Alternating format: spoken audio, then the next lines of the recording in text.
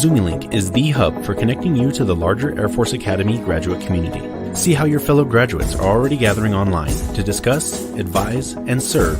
Connect with graduates at all stages of life and start a conversation about careers, transition tips, and preparing for your future. And with ZoomieLink now open to all current Academy cadets, the time for connecting to the graduate community is more important than ever. Sign up at ZoomieLink.org and start connecting today. Brought to you by the Association of Graduates and the Air Force Academy Foundation.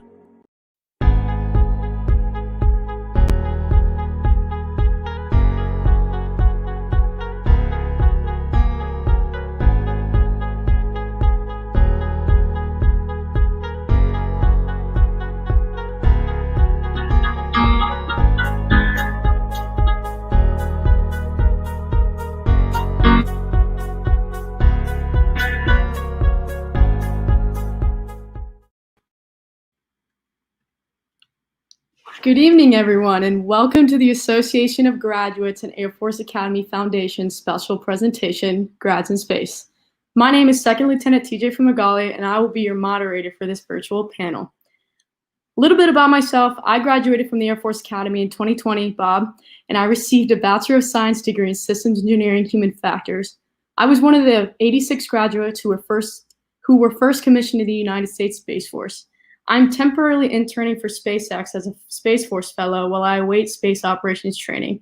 This evening, I will be joined by 4 other United States Academy graduates to discuss our real-life personal journey in space and answer any questions from our audience. First, let me introduce our panelists. Colonel Retired Sid Gutierrez is a distinguished graduate from the Air Force Academy. He graduated with the class of 1973 and received a Bachelor of Science degree in Aeronautical Engineering. In the mid-1980s, Sid joined NASA as an astronaut and served as a pilot of the Space Shuttle Columbia, STS-40 Space Lab Life Sciences, and as a mission commander of Space Shuttle Endeavour, STS-59 Space Radar Laboratory. Currently, he's the chairman of the board of rocket crafters. Thanks for being here today, Sid. Thank you. Next up, we have Lieutenant Colonel Folsom, the Chief of Special Plans and Programs Integration Branch at Peterson Air Force Base here in Colorado. The branch is responsible for planning future capital investments for all Space Force special programs and integrating them into a collateral portfolio. Lieutenant Colonel Folsom entered the Air Force in 2003 after graduating from the Air Force Academy, where he received a Bachelor of Science in Mechanical Engineering. Thanks for being here today, Lieutenant Colonel Folsom. Lieutenant Colonel Slaughter is the commander of the 3rd Space Operations Squadron, the nation's premier space defense unit, whose role is to protect and preserve vital space capabilities. Lieutenant Colonel Slaughter earned her commission in 2006 through the Air Force Academy with a Bachelor of Science in Space Operations. Thanks for being here, ma'am. Happy to be here. Colonel Slaughter is a permanent professor and head of everyone's favorite department at the Academy, that is, the Department of Astronautics, where he commands 30 Air Force officers, NCOs, and civilians, offering 18 college-level courses annually to educate over 1,300 cadets, including myself and the rest of us here in the panel, in astronautics and space operation. Colonel Slaughter graduated from the Air Force Academy in 2002 as a distinguished graduate with a Bachelor of Science degree in Astronautical Engineering. Thank you for being here, sir. Thank you for having me. That being said, thank you for all the audience for you being here today. We're going to move into some Q&A submitted by our audience members today. Lieutenant Colonel Folsom, you're up first, sir. Nice.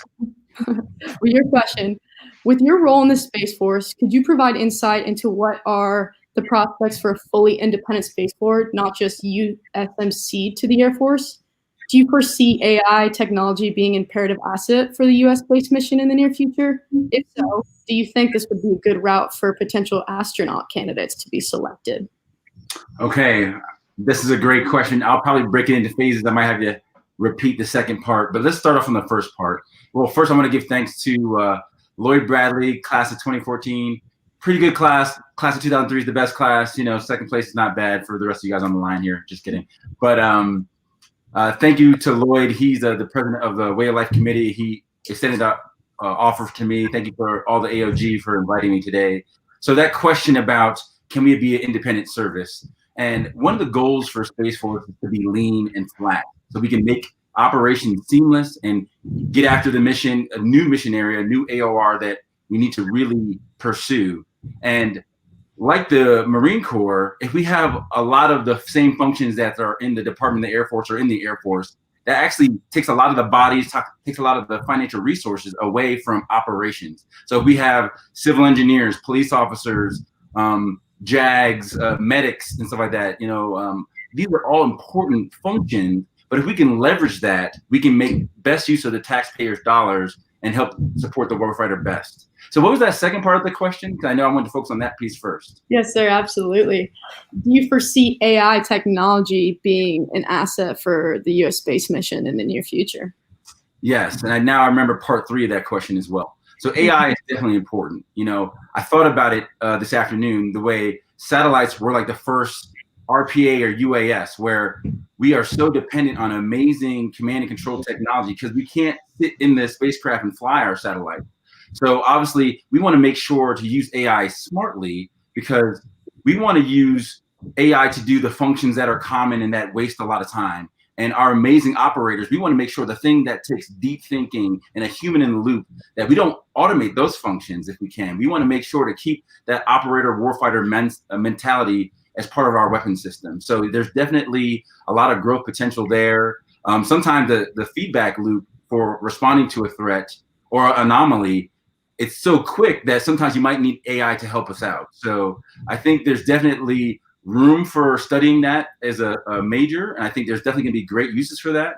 But I definitely think operators that with that warrior ethos is definitely gonna be a long-term requirement, and actually an area that we need to grow in.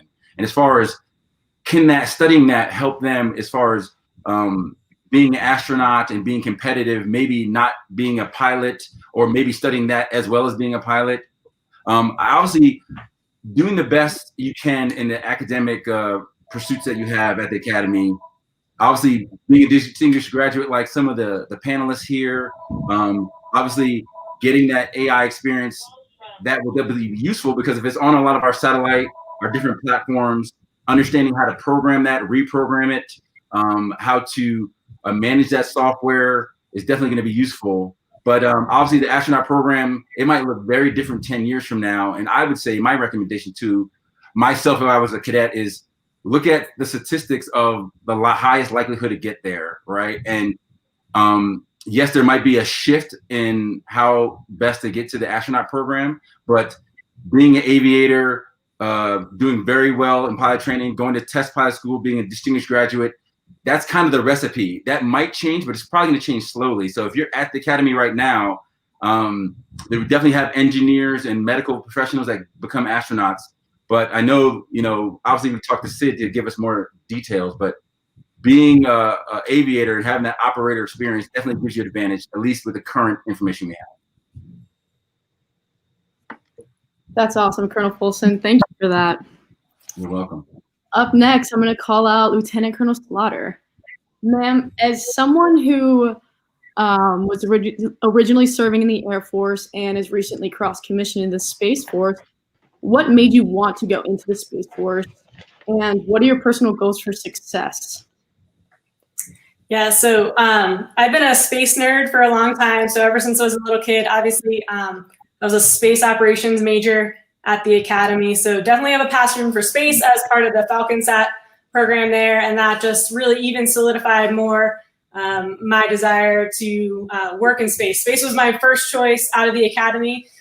So again, I've always wanted to do space, and that passion has never died. And then I think there's something unique about being part on the ground floor of a brand new service. You're able to have such an enormous impact on the way we develop tactics, the way we develop personnel, the way we shape what type of bureaucracy we're going to have. We're talking about a lean and agile force in the Space Force, and being able to be in on the ground floor and influence that, I think, is huge. I'll also say I'm biased, but I think that the Space Force has some of the smartest people in the DoD, some of the smartest people solving warfighter problems. And we're absolutely looking at young, fresh, new takes on how to do warfighting better, how to do military space better, how do we protect and defend our operations in space. And to me, it's exciting to learn from the younger generation there isn't a way, we don't have a, we've always done it this way. Really, it's an organization where people can come in and make a difference, from the brand new enlistee to the brand new second lieutenant. And I think that that's just a really amazing thing to be part of. So my personal goals for success, I mean, they're for the success of the organization. And so there's two, right? There's a mission goal and there's a people goal. So for me, the mission goal is we want to be the best at the world. It's securing and ensuring the freedom of action in space, both for our allies, for our partners, for our commercial entities. We need to be the best in the world, and that's what the Space Force is going to do for the nation and for the world, really. And then I think the second is absolutely a personnel thing. We want to be a place where people want to work, where people want to work hard, where they're excited to come to work, and they're stoked on the mission and they're ready to get after it, but that they enjoy coming to work. They feel that they're having an impact. And I think that the Space Force can really do that for people, because we're really looking, again, like Colonel Folsom said, that lean and agile look at a service, and how do we reduce bureaucracy, and how do we use innovation, how do we progress this mission area. And I think that excitement is there. I love that for the Space Force. And so it's really almost like, the old people like me, like being a lieutenant colonel, I'm starting to feel like, I'm in the old crowd now. We've grown up where space was not contested. There was no issues with freedom of access in space. That was true for the first part of my career. And it's getting to the point where that may no longer be true. And we need to learn how to fight through and to maintain our access. And I think the next generation, all of you who are thinking about coming into the Space Force, we welcome you. We're ready for you to come and get after it, because it's an exciting place to be, and we've got an exciting mission set. So that's what I got on that. Awesome. Thank you, ma'am. You actually have a follow-on question as well. Okay. I know you have a lot of personal goals for success, but is there anything you worry about in the successful implementation of the mission and vision of the Space Force? Yeah, so I think I alluded to a little bit, like the old people like me are probably one of the big roadblocks, right? Of, we are set in our ways. We didn't grow up in the Space Force. We grew up in the Air Force, and we grew up in this mindset where our professional development was one that was done with an air-minded focus. And we really need to shift our paradigm to understand that really we need to be space-minded now. The Space Force needs to develop its people understanding how to fight a war that may extend or begin in space. And so I think that, for us older people who have thought about air doctrine for so long, who have thought about joint doctrine where space was just a supporting component rather than a domain that we might have to fight for access for, is a paradigm shift for some of us folks who have just been in for a couple more years than some of the newer folks. And I think that the new folks get it. They're ready to go. We've got our first doctrine document is out, the Space Capstone publication, and it's laying it all out. It's just the old people like getting in the program and accepting that. So I think that, what I try and do is get out of my people's way. They're going to come up with the good ideas, and we're going to create some new doctrine, and we're going to create new tactics and new ways of fighting in space. And us old people just got to get out of the way. So yeah, that's where I think that things are going to get stuck. So awesome. Thank you so much, ma'am. Yeah. Colonel Sauter, sir, you're up next. With your role at the Academy as the department head of astronautics, will future graduating classes continue to increase when it comes to commissioning the Space Force? I know my class had about 86, so do you foresee that number increasing? That's a great question. So right now I'm in discussions with a lot of the higher level up folks determining future accessions. And right now the Space Force, like was mentioned earlier, they want to be lean and agile. And so we're only assessing a little over a couple hundred into the Space Force at any one year. Academy gets 100 of those. So we get roughly half of all Space Force accessions. I don't see us growing well past that just because of the way the style of the Space Force to be lean and agile. But if you want to go to Space Force, the Academy is definitely the way to go to get the best benefit for that. Yes, sir. Could you also address the path through any commissioning source to the U.S. Space Force? Is it primarily going to be through United States Space Force, or I'm sorry, Air Force, or can other branches of the military also commission into the Space Force? So the Space Force is just like any other branch of the military service. So there'll always be opportunities to transfer in for any officer. For the time being, the near term, we're having a big accession right in, and that's where you see a lot of our new Space Force members joining. In the future, the Space Force is going to get accessions primarily from the Academy and from our ROTC sources and OTS sources.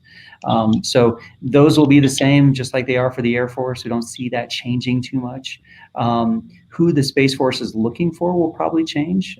They are right now focused more on the space-minded types of careers, ambitions. So if you're a cadet and you have experience flying FalconSat, or you have experience as an astro or space ops major, or if you've joined our new space warfighting minor, that's going to give you a leg up in that you're going to have a better chance to understand the fight you're going to be getting into in this brand new service. Awesome. Thank you, sir. I'm sure our cadets are really taking this in right now. That's really good information. So Sid, Yes. what made you want to become an astronaut and go into space? How was that? Well, Colonel Slaughter was talking earlier about being one of the old folks on, and she's nothing compared to me. Okay, so I was around when Sputnik went up. I actually remember where I was when Sputnik went up, and I remember where I was when Yuri Gagarin, when the Russians announced that Yuri Gagarin had flown too. So I was a product of the Sputnik generation. At that time, there was a real fear in the country that unless we produced more engineers, studied more math and science, that you better start studying Russian. That's when Nikita Khrushchev, pounded his shoe on the table at the UN and said that the children in the United States were going to live under communism, and so there was a real fear, and I thought it was my duty to study engineering and to move forward into that field. I was always interested in being an Air Force officer and a pilot, and also wanted to be an explorer.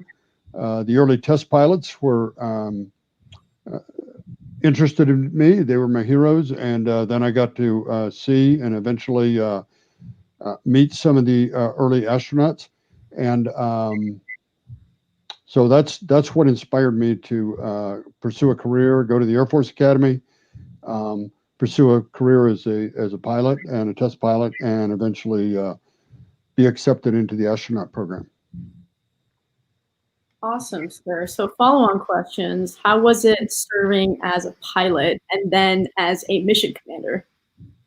So serving, obviously, from my point of view, they were the two best jobs. Okay, so first of all, I got to be the pilot, which is really the co-pilot, but the mission commander is the pilot in command. But as the co-pilot, I got to be responsible for most of the systems on the vehicle, and of course practice landing it in case the pilot would have an issue or whatever, the commander. So that was great, and I got to be the pilot for a great Marine commander, and I learned a lot from him. And then I got selected to be a mission commander, which is really the best job, because you get to be in charge of the mission and responsible for making it successful, which I think is, I enjoy challenges. I think everybody on the call probably enjoys challenges. And so we had a $1 billion mission to make successful. And that second mission was the first of the synthetic aperture radar Foresee XR missions, where we went out and imaged about 500 places across the surface of the Earth. There were a number of us military folks on the mission, and initially we called those targets, and we got word that the Brazilians objected to having targets identified in their country. So we called them, we had to change the language, obviously, but it was a great mission, and I had a wonderful crew, and everybody supporting it. It's you learn a lot about teamwork. I think the Air Force is all about teamwork. NASA is all about teamwork, and flying a mission as an astronaut. Of course, You can't do anything at all if you don't have a team behind you. It'd be like a quarterback with the line laying down, right? How long does a quarterback last if the line lays down? And so it was a lot of fun. That's awesome. I imagine. I'm sure all of us on this panel right now want to go to space someday. So truly an honor to have you here today. Can't stress that enough, sir. This next question is, I was called out in it for the moderator. How has your transition to Space Force been, seeing as if you were one of the first and since it was most likely unexpected? What is it like interning for SpaceX while awaiting training? So I'll break that up into two parts. My transition to Space Force has probably been as exciting or arguably more exciting than my training for the Academy. It's almost, I feel like I've been in at least 3 years, but it's really only been about 6 months. But thus far, I haven't really done anything operational for the Space Force, but I have learned an immense amount about how complex and how dynamic the space domain can be, and above all else, how fast-paced it's becoming. What I've learned since being officially in the service is that the Space Force is only going to become more and more crucial to the nation's security. Therefore, we're going to need this next generation to really step up to the plate and continue to push us forward. Being at SpaceX has absolutely been the coolest thing to happen to me since graduating from USAFA. I specifically work in the Government Mission Management Department, where I help a team who supports government payload launches. Therefore, I'm getting real-time perspective from the contracting side of the military, and it has been one of the most eye-opening experiences for me, and has allowed me to kind of realize what career path I should and want to be taking in the Space Force, given that I'm pretty new to this service and I have a long way to go in my career. So there it is from my side. That leads us into the next question. How has the presence of Elon Musk and SpaceX changed the U.S. space plan? So Colonel Folsom, you want to take a stab at this one first? I love that opportunity. Thank you so much. And that actually gives me an opportunity to talk a little bit about the question that was posed to you.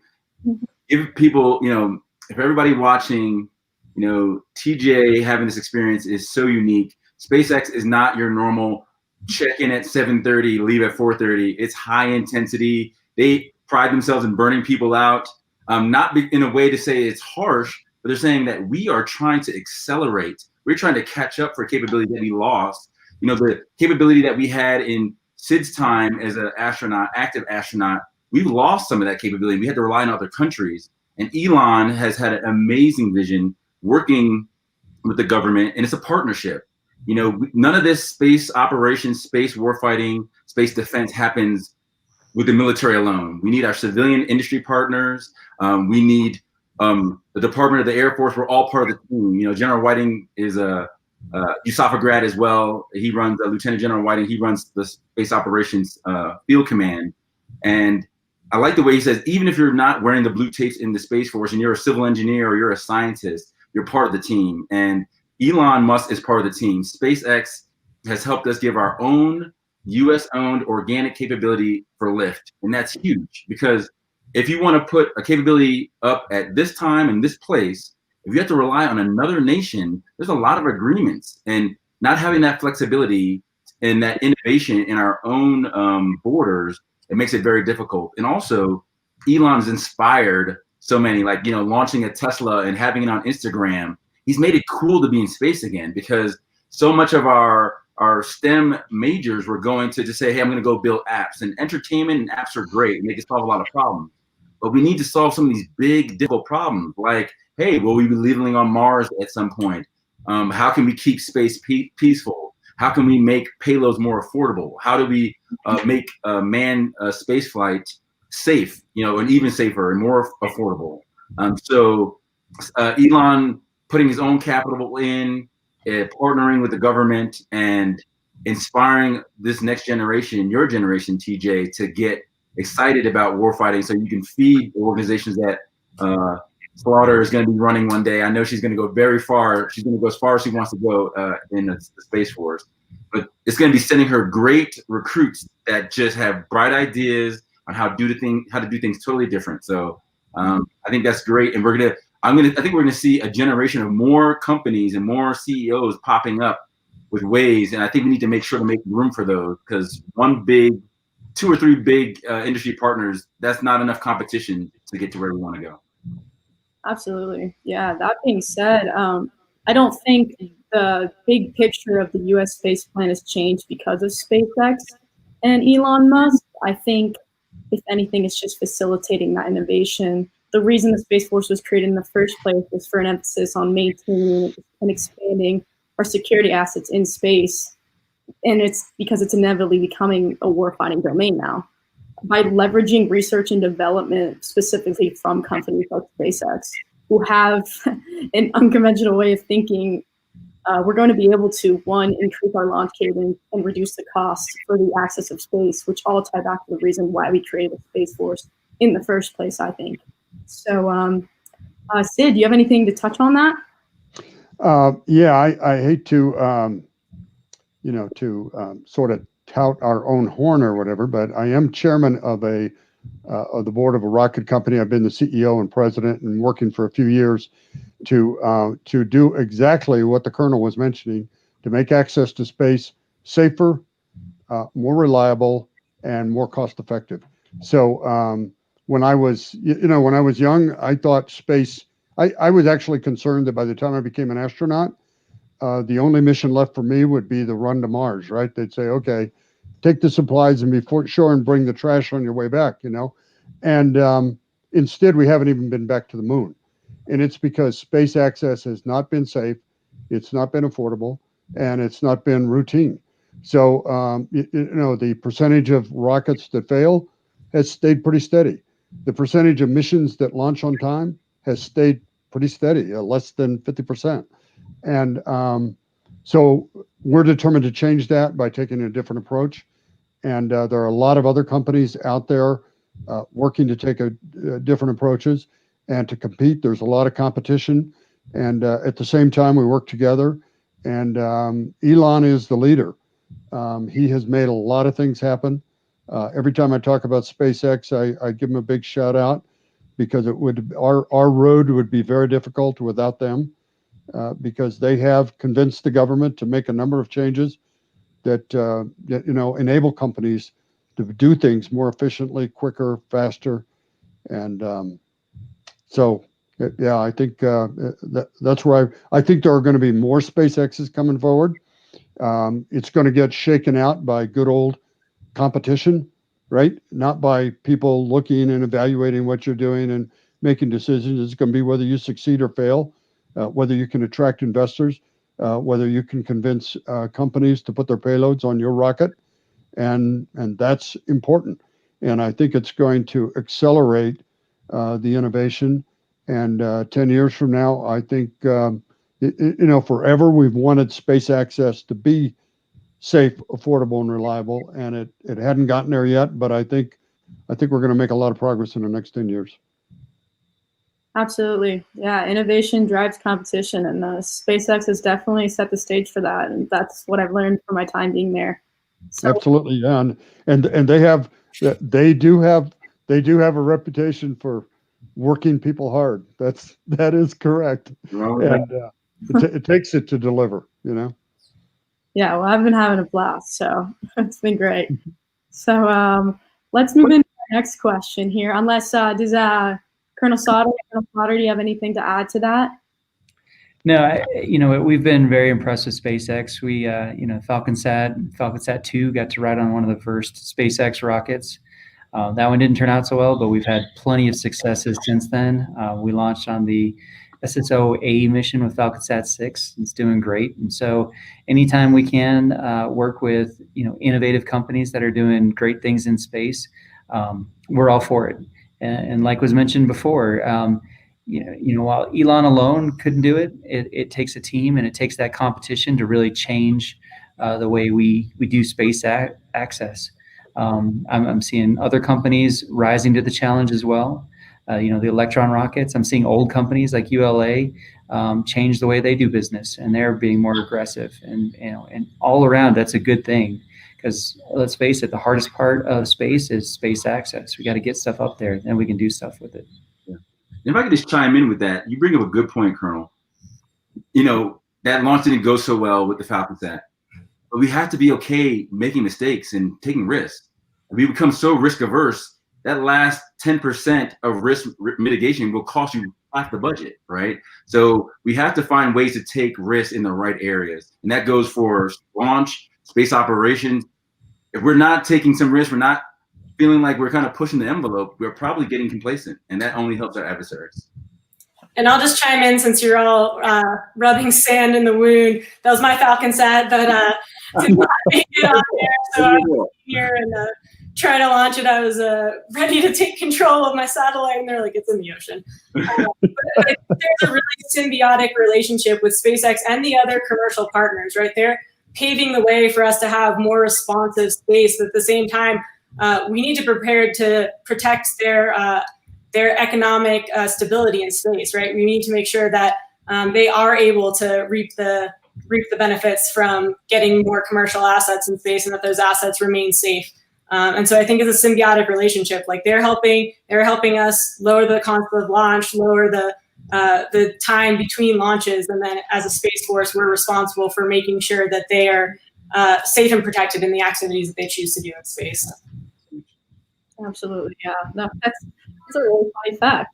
Is that a story you tell when you first meet someone? Yeah, it's always whenever we hear SpaceX, it's poor baby satellites crash back in the ocean. It's okay, no hard feelings. So let's move into our next question here. What is the exact mission of the Space Force? Does it overlap with the Air Force, and what is the space? Well, we'll start with that first, if anybody wants to chime in there. Yes, I'll do it as the member of the Space Force here. So the Space Force it's a military service that organizes, trains, and equips Space Forces in order to protect U.S. and allied interests in space and to provide capabilities to the Joint Force. So a little bit different. A lot of people confuse U.S. Space Command, which is an actual combatant command responsible for the AOR of space, with the U.S. Space Force, which is a military service responsible for that organize, train, and equip mission. And so when we talk about the U.S. Space Force, we're talking about how do we train our people, what assets are we buying, how do we organize to better present forces to both U.S. Spacecom as a combatant command or the other combatant commands as necessary. So that's sort of the difference between the two. Awesome. If I could add something to that too,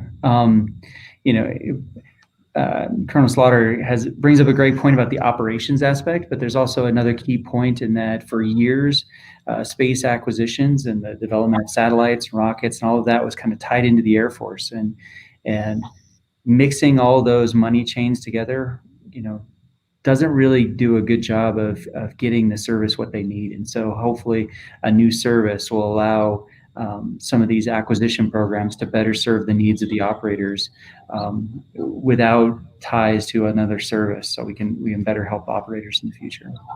Absolutely. What do you foresee the space domain looking like in 10 years? So I think I'll take a stab at that. I'm sure everyone has their opinion on it.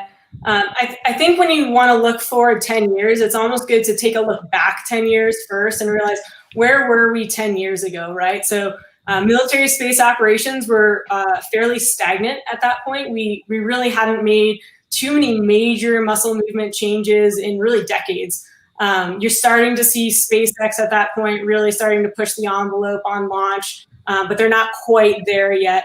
And you're starting to see some threats from our competitors come on the stage, but not to the point that we see today. And I think right now you've seen an acceleration from 10 years ago to now, and I think that we're right in the middle of that acceleration. So I think that you're looking into the future, right? You're going to see an increase in the abilities and rate of commercial launch of commercial assets. On-orbit maintenance, on-orbit manufacturing, refueling, which is all going to fundamentally change the strategic environment that us as a military service need to operate in. It changes the dynamic completely.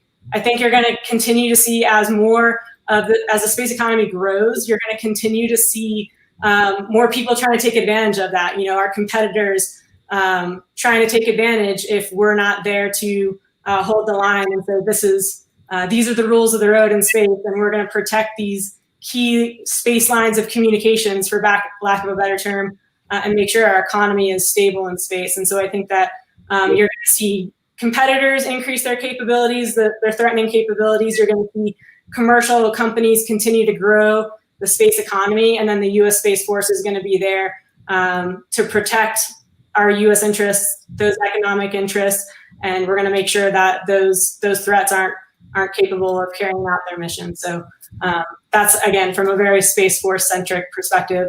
I just see an acceleration of that in the next 10 years. That's awesome. Does anyone else have something they'd like to add to that? Thank you for that, Colonel Slaughter.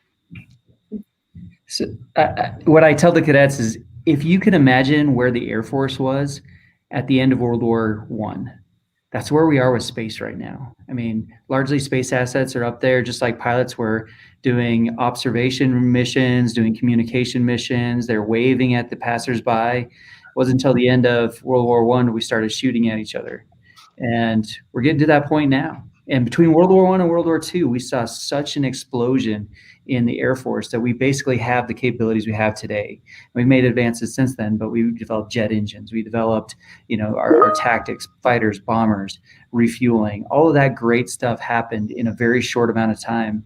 And it's an amazing time to be part of the Space Force, because I think we're going to see that same acceleration and that same, turn in mission area that Colonel Slaughter was just mentioning, that we saw with the air power during World War I to World War II.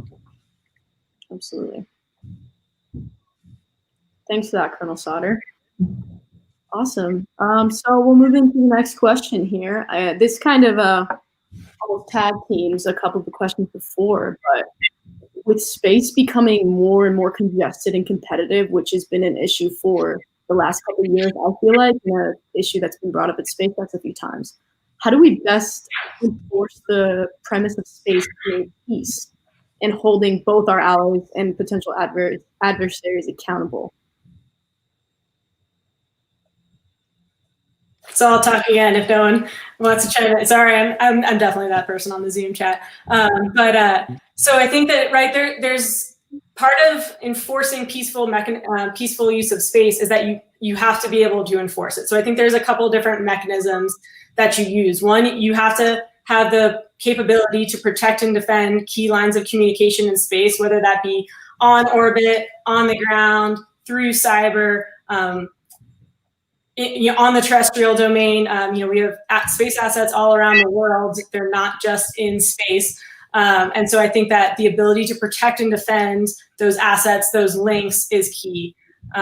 I think that ensuring that freedom of access and maneuver in space inherently promotes the peaceful use of space, because it says this is the standard, and we're not just holding you to that standard, we're holding ourselves to that standard as well.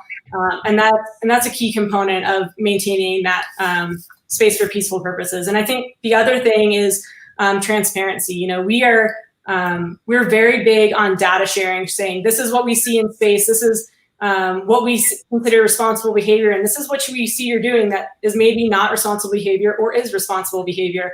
And I think the Space Force has been actively trying to grow those data sharing partnerships. Spacetrack.org that we can show where all of the satellites that we're tracking are located, but also just key data sharing relationships that we have not only with our allies, friends, and partners, but also with some of our competitors. To say this is what we see you doing, and we see you're doing it. And so I think that transparency helps build trust and confidence, which keeps that domain safe for everyone to use. I sort of liken it to the Navy does, freedom of navigation operations in various straits across the world. And I think that, in space, we're going to have to do the same thing. Freedom of access and freedom of maneuver operations to keep space a peaceful domain. Absolutely. Thank you so much. Yeah. Yeah. And I'll chime in, that was spot on. That protect and defend mission, right? If you can't verbalize that, it's hard to let your allies and your adversaries know that you will engage appropriately if the wrong behavior occurs. Like, space policy, space once again has changed so much in this, even the past 5 years, where us even to say protect and defend space, that was something that was just we had to shape that and think about that very carefully. But we realized by not investing in those capabilities, actually it leaves more risk to our partners and to the United States by not investing and pursuing protect and defend capabilities. So by developing those capabilities, communicating that our goal is for peaceful action, but letting adversaries know or bad actors know if they choose to use space the wrong way, that we will engage appropriately to protect freedom of space and our assets. Like we said, there's trillions of dollars, of capabilities that are pretty much not hardened. They're not ready for conflict. And so having capabilities to say, you know what, you can put a $1.2 billion satellite in orbit to make our banking system better or GPS better and you don't need to add armament because the Space Force is going to look for ways to protect you. And so you don't have to dump that capital into that capability for your satellite. And I think it lets adversaries know, you know what, maybe I should go back to the negotiation table because the Space Force, the Air Force, the DoD is prepared to make good on their promise if we violate any other country or the US's capabilities. So I'm not wearing a uniform, so I think I'm free to say a few things that other people may not be. And so for a long time when I was with NASA and everything, and everybody always talked about the peaceful use of space, I always said it's a bunch of baloney. Space has never been whatever the adversary. People will go wherever they can to get an advantage to fight if that's what they're doing. And I think you're talking about something other than the peaceful use of space. And we use that term, but I think we need to. I think we're saying something different, and I think we need to articulate it in a different manner. So it's just always been interesting to me because we've been using assets for a long time to identify what's going on in other parts of the world, and then take actions on other parts of the world. And it's difficult to call that the peaceful use of space. So I think we probably need to work on our language a little bit. Awesome, Sid. Thanks for that. So we look like we got time for one more question. I'm going to open this final question to all the panelists. Ma'am, we're going to start with you. So what are you most excited about for the future of the United States Space Force? I mean, I think we've touched on a lot of it. I'm clearly very excited. I think the people are the big thing, right? That we have such a young, fresh look at how do we do warfighting in a brand new domain. And I think really, I'll bite off the Space Force commercial. The sky is not our limit, right? At this point, there's so many ways that technology and people and tactics can be expanded to really just make this domain safe and secure and just prosperous for our nation. And I think that the Space Force is going to be a key part of getting people there. And I'm so excited for all of the new people that are coming into the Space Force. The excitement is high. The motivation is high. Their ability, their knowledge, their capability is high. And I'm stoked to be part of their team. So that's what I got. I'm just happy to be here and happy to be part of this team. That's awesome, man. We need people like that in the Space Force. I think we can all agree on that. So, Colonel Slaughter, what do you think? What's the most exciting thing for you? I'm really looking forward to the Space Force. And along with Colonel Slaughter, the people are amazing. We have such an opportunity to bring fresh new ideas, to develop all those techniques, tactics, and procedures that we've been using for a long time in the air domain, but now we get to reimagine what is in the space domain. I mean, Army and Navy, they're stuck in a two-dimensional plane. Air Force, we're at least going up to the edge of the atmosphere. Space Force, there's so much more out there, and that's all of our domain. And we get to explore, we get to ensure U.S. survival and operations in such a large domain that it dwarfs all the other ones. Even though we're the smallest force, we do have the largest mission. Yes, sir. Absolutely. Can agree more. Colonel Folsom? Mine's a little bit twofold, but I would say acquisition reform and warrior ethos. Acquisition reform, I'm hoping those new ideas and changing the way things are approved, requirements are let, contracts are made, partnerships, MOAs. I'm hoping that we can find innovative ways to bring more capability for, a more affordable price, because the warfighter needs it.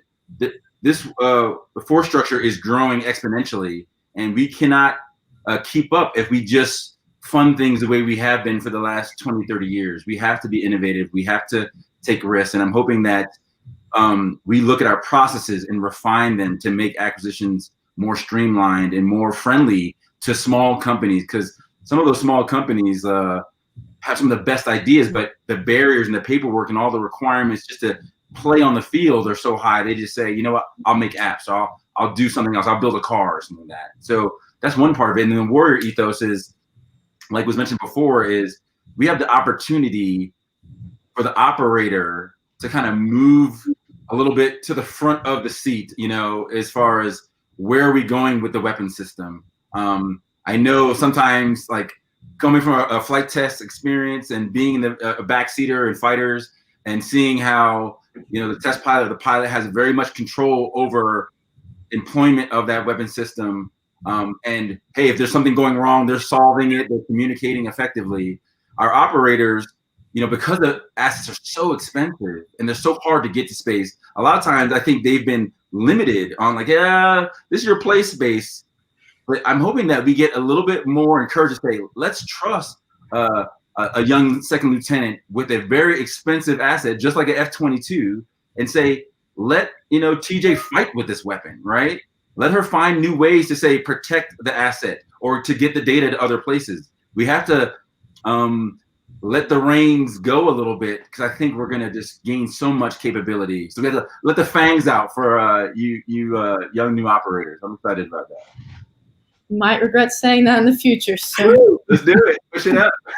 No, but thank you. That was awesome. Good answer. Sid, rounding out with you, what are you most excited about for the Space Force? It's finally here.